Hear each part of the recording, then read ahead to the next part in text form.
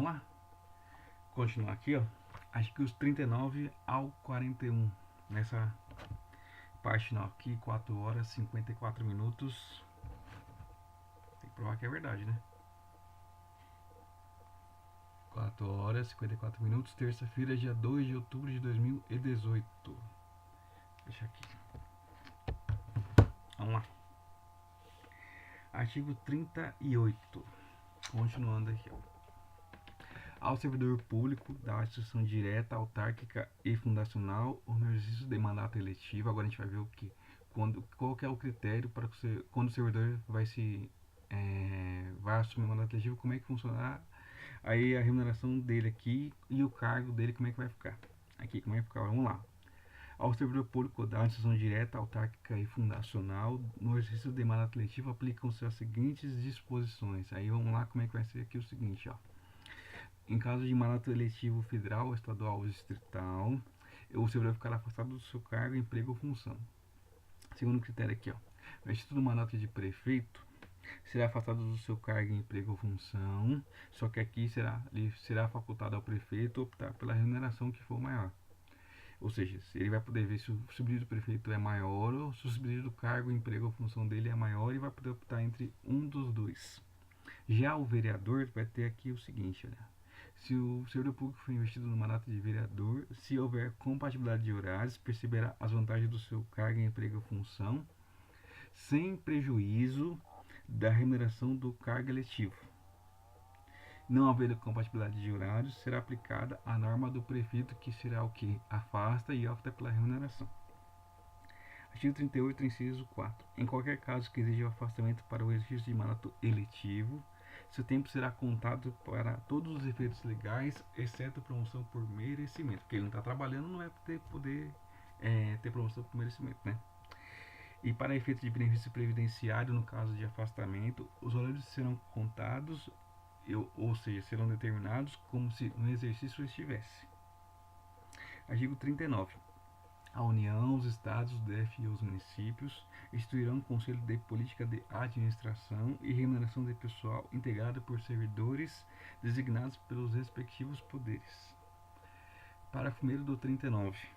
A fixação dos padrões de vencimento e dos demais componentes do sistema remuneratório observará a natureza, o grau de responsabilidade e a complexidade dos cargos componentes de cada carreira.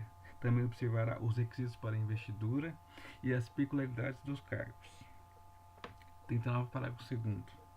A União, os Estados e o DF manterão escolas de governo para a formação e o aperfeiçoamento dos servidores públicos, constituindo-se a participação nos cursos um dos requisitos para a promoção na carreira. Facultado para isso a celebração de convênios ou contratos entre os entes federados. Importante isso aqui, né? Na prática, eu não sei dizer como é que funciona, mas é o que a Constituição prevê. O 39, parágrafo 3º vai ser importantíssimo aqui para a gente poder fixar algumas coisas aqui, ó. Aplica-se aos servidores públicos ocupantes de cargo o disposto no artigo 7º, incisos vários aqui da Constituição, podendo a lei estabelecer requisitos diferenciados de admissão quando a natureza do cargo o exigir.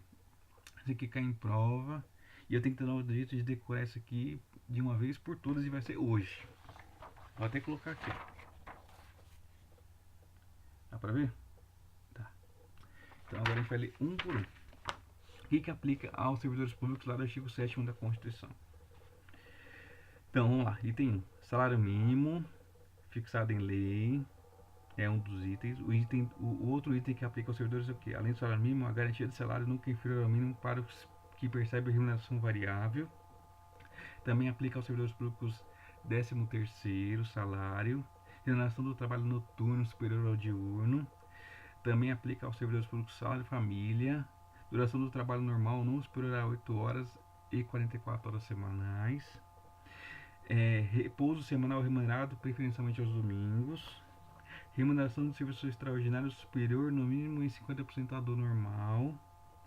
Gozo de férias anuais remuneradas com pelo menos 1/3 a mais do que o salário normal. Também aplica aos servidores públicos a licença gestante, sem prejuízo do emprego e do salário, com duração de 120 dias. Uma aguinha aqui.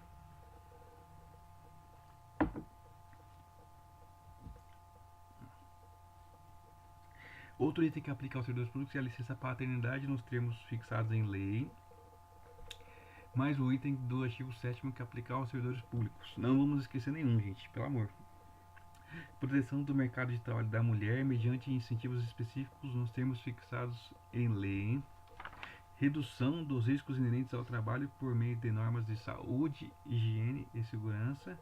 E outro item que é o inciso 30 do artigo 7º que aplica aos servidores públicos é o que? A proibição de diferença de salários, de exercício de funções, de critérios de admissão por motivos de sexo, idade ou estado civil. Então aqui a gente vai contar que deu, ó, 1, 2, 3, 4, 5, 6, 7, 8, 9, 10, 11, 12, são 14 incisos que aplicam aos servidores públicos lá do artigo 7º. Rapidinho aqui para a gente dar uma repassada, ó.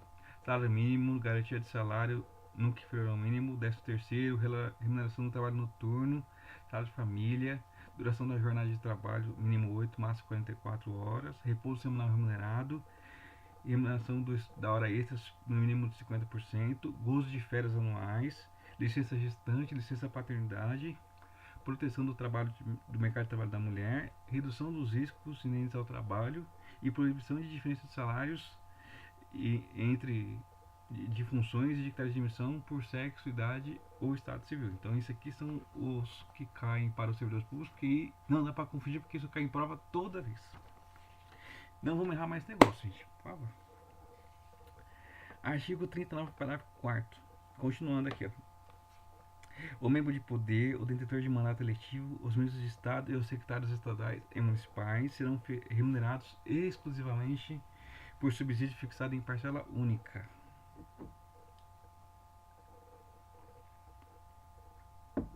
Vedado o acréscimo de qualquer gratificação adicional, abono, prêmio, verba de representação ou outra espécie remuneratória, observado o disposto lá no teto do artigo 37.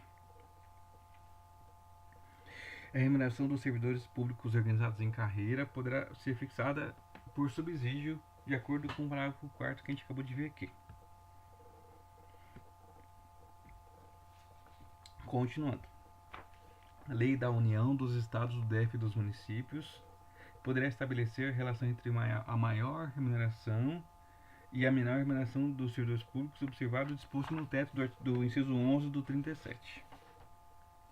Parágrafo 6º. Os poderes legislativo, executivo e judiciário publicarão anualmente os valores do subsídio e da remuneração dos cargos em empregos públicos. Parágrafo 7º do 39. A Lei da União, dos Estados, do DF e dos municípios disciplinará a aplicação de recursos orçamentários provenientes da economia com despesas correntes em cada órgão, autarquia e fundação. Agora vamos lá, artigo 40. Isso aqui é importante, a gente vai falar agora de aposentadoria.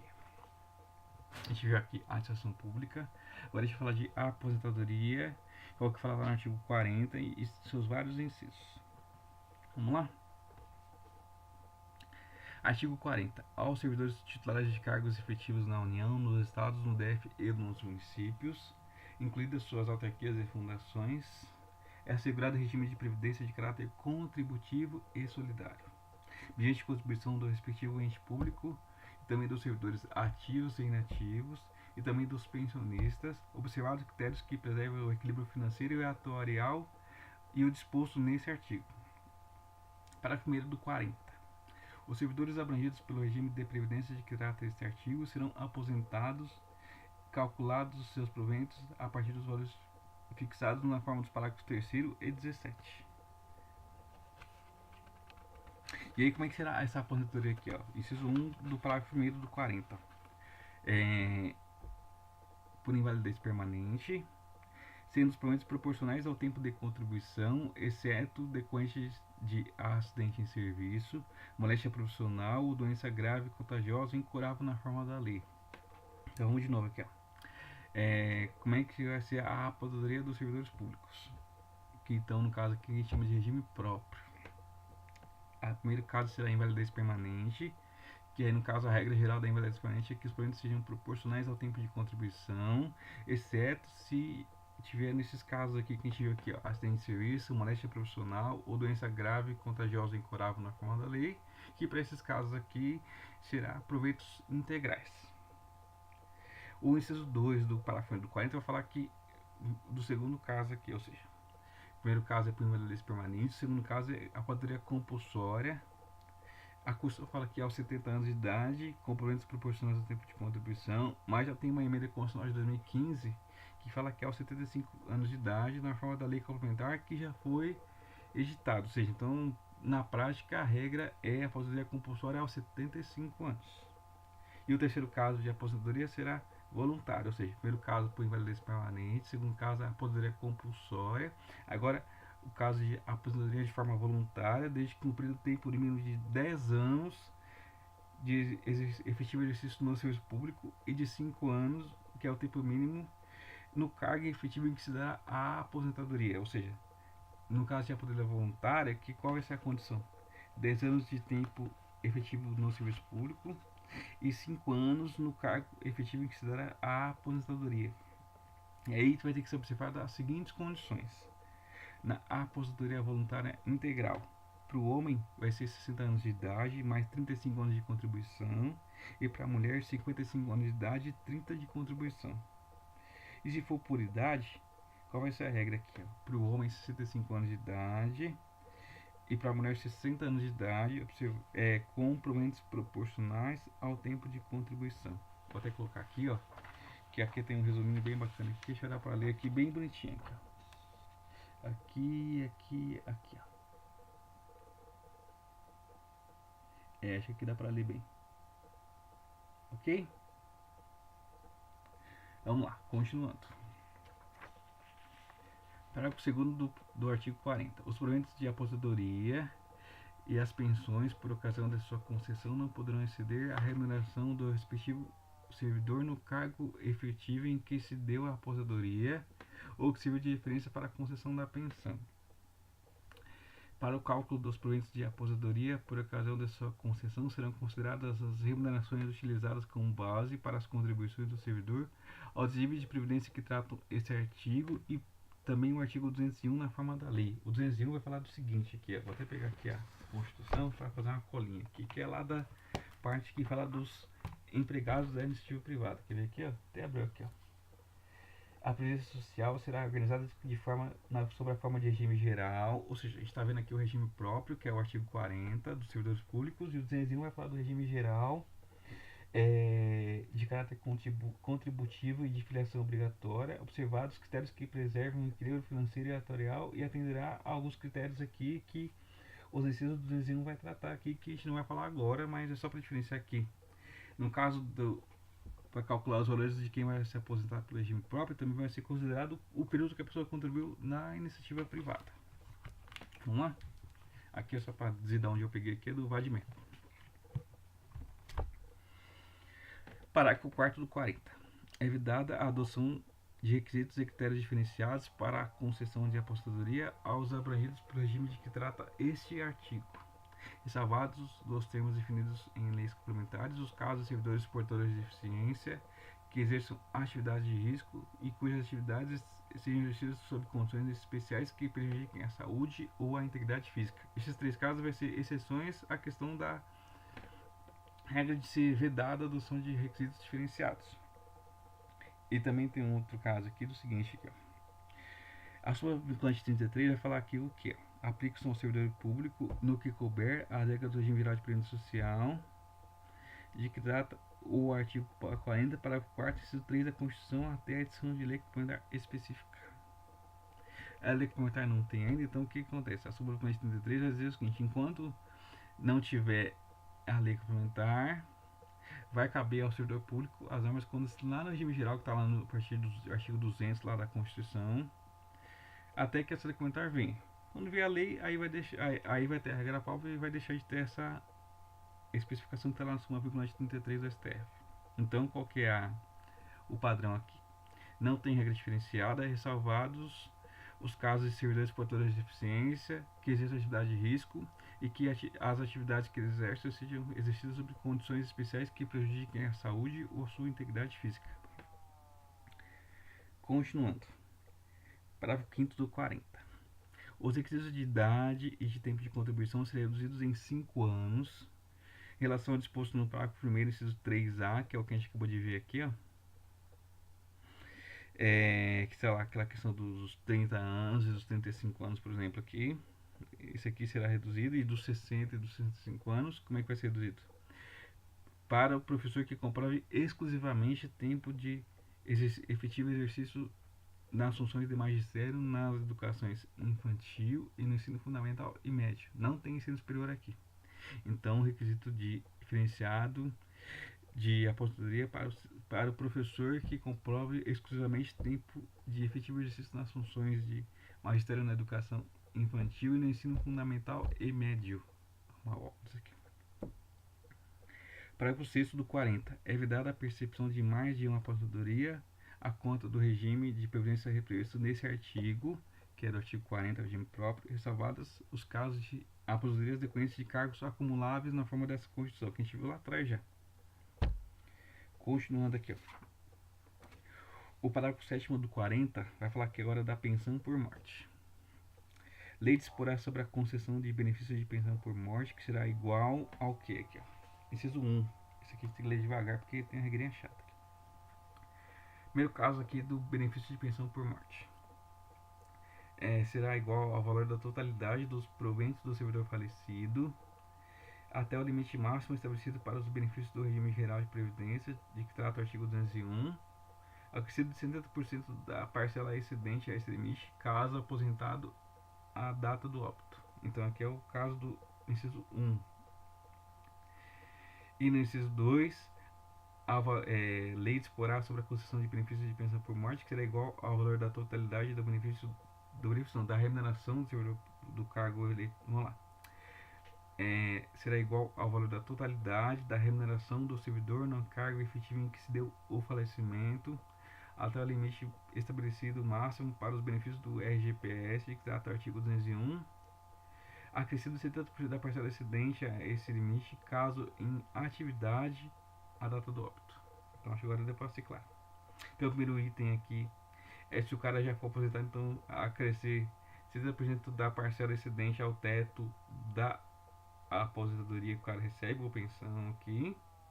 E no segundo caso, 70% do valor máximo do RGPS, acrescido 70% da parcela excedente, caso o cara trabalhe ainda. Aqui, ó, tem uma conta legal aqui, ó. Exemplo.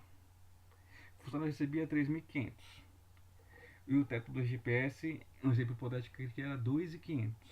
Então até 2.500 ele recebe integral, e o que exceder recebe 70%, ou seja, dos 1.000 que passou do teto, vai receber R$700, ou seja, então vai receber 2.500 mais 700, que vai dar 3.200. É que esse item aqui é chato para entender aqui, mas acho que a conta aqui ficou bacaninha. Porque você lê aqui e você fala, putz, meu, que conta complicadinha, mas a conta é essa aqui. Então é bem esse exemplo aqui que eu acabei de ler. Vamos continuar? 17 minutos aqui, dá para continuar mais um pouco. Parágrafo 8º. É assegurado o reajustamento dos benefícios para preservar-lhes em caráter permanente o valor real, conforme critérios estabelecidos em lei. Aqui uma esticada. O tempo federal, estadual ou municipal de contribuição será contado para efeito de aposentadoria e o tempo de serviço correspondente para efeito de disponibilidade. Parágrafo 10 do 40. A lei não poderá estabelecer qualquer forma de contagem de tempo de contribuição fictício. 40, parágrafo 11, vai falar aqui o seguinte, que aplica-se ao limite fixado no artigo 37, inciso 11, que é o teto, aplica-se limite na onde? A soma total dos proventos de inatividade, inclusive quando decorrentes de acumulação de cargos ou empregos públicos. Também ele aplica o teto, também como outras atividades sujeitas à contribuição para o RGPS, aplica o teto. E também ao montante resultante da adição de proventos de inatividade com remuneração de cargo acumulável na forma dessa Constituição. Também no caso de cargo em comissão declarada em lei de livre nomeação e exoneração e de cargo eletivo. Tudo isso aqui vai aplicar o teto lá do artigo 37, inciso 11. 40, parágrafo 12. Além do disposto nesse artigo, o regime de previdência dos servidores públicos, que é o regime próprio, de carga, titulares de carga efetivo, observará no que couber os requisitos e critérios fixados para o regime geral de previdência social. Continuando aqui, ó. O parágrafo 13 do 40 vai falar do servidor ocupante exclusivamente de cargo em comissão declarado em lei de livre nomeação e exoneração.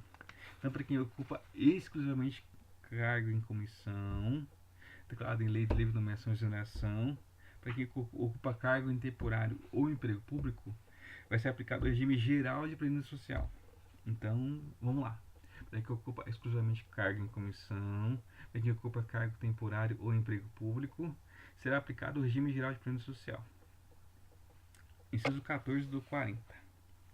A União, os Estados, o DF e os municípios, desde que instituam regime de previdência complementar para os respectivos servidores titulares de cargo efetivo, esses entes poderão fixar para o valor das suas aposentadorias e pensões a serem concedidas pelo regime próprio o limite máximo do RGPS. Ou seja, então, se o ente estabeleceu o regime de previdência complementar, ele pode estabelecer como teto o limite do RGPS e quem quiser contribui na complementar até o salário correspondente que a pessoa recebe enquanto servidor ativo. Parágrafo 15. O regime de previdência complementar que a gente acabou de falar será instituído por lei de iniciativa do respectivo poder executivo de cada ente, que é o primeiro caso. Observado o disposto no artigo 202 e seus parágrafos, no que couber, por intermédio de entidades fechadas de previdência complementar de natureza pública. O que fala aqui o 202 aqui? Vamos dar uma furiada.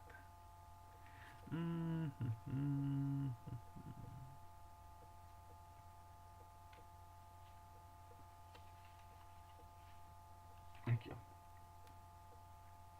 O regime de previdência privada de caráter complementar tá aqui, ó, na Constituição aqui, ó.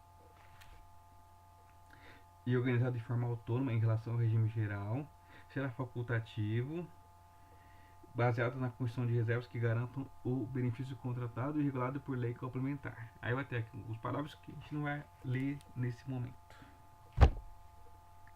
Então, de novo aqui, o regime de previdência complementar, de que trata o parágrafo 14 que a gente acabou de falar, será instituído por lei da iniciativa do respectivo Poder Executivo, observado o disposto no artigo 202 que a gente acabou de ver, e seus parágrafos, no que couber, por intermédio de entidades fechadas de previdência complementar de natureza pública, que ofereceram aos respectivos participantes planos de benefício somente na modalidade de contribuição definida. Então, de novo aqui, oferecerão aos respectivos participantes planos de benefício somente na modalidade de contribuição definida. Se cair benefício definido, está errado. Parágrafo 16 do artigo 40 vai falar o que? Somente mediante sua prévia e expressa opção, o disposto nos parágrafos 14 e 15, que é a questão do regime de previdência complementar, poderá ser aplicado ao servidor que tiver ingressado no serviço público até a data da publicação do ato da instituição do correspondente regime de previdência complementar. Ou seja, quem entrou antes pode optar se quer ir para o complementar ou se quer ficar no que estava atualmente. A pessoa não vai poder ser obrigada a migrar para o complementar, sendo que ela entrou antes da instituição desse regime complementar de previdência própria aqui que a gente acabou de ver. Artigo 16 do artigo 40 então a gente acabou de ver. Agora a gente vai ver aqui o parágrafo 18. Continuando aqui. Incidirá a contribuição sobre os sofrimentos de aposentadorias e pensões concedidas pelo regime de que trata esse artigo, e essa contribuição sobre os sofrimentos será feita da seguinte maneira, aqui, como é que será essa contribuição? Quem tem provento de aposentadoria ou pensão contribuirá sobre o limite que supere o limite máximo do benefício do RGPS, que está lá no artigo 201, ou seja, no RGPS a gente tem um limite que hoje está na faixa de 5 mil alguns reais aqui, que só para a gente saber que tem esse limite. E aí quem recebe mais que esse valor de aposentadoria e pensão vai contribuir para o regime próprio com percentual igual ao estabelecido para os servidores titulares de cargos efetivos. Essa contribuição incidirá apenas sobre as parcelas de proventos e aposentadorias e de pensão que superem o dobro do limite máximo para os benefícios do RGPS quando o beneficiário for portador de doença incapacitante na forma da lei. Então, se for o beneficiário portador de doença incapacitante, essa contribuição incidirá só sobre o limite que supere o dobro do limite máximo do RGPS. Importante. Parágrafo 19 do 40. O servidor de que trata esse artigo, que é o servidor que é funcionário público, que tem cargo público, que tenha completado as exigências para a aposentadoria de voluntária e que opte por permanecer em atividade receberá um abono de permanência, equivalente ao valor da sua contribuição previdenciária até completar as exigências para a aposentadoria compulsória lá dos 75 anos.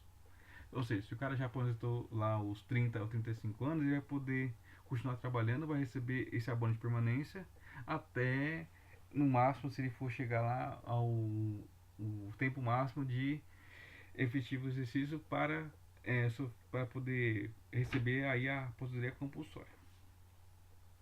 Fica vedada a existência de mais de um regime próprio de previdência social para os servidores titulares de cargos efetivos e de mais de uma unidade gestora do respectivo regime em cada ente estatal.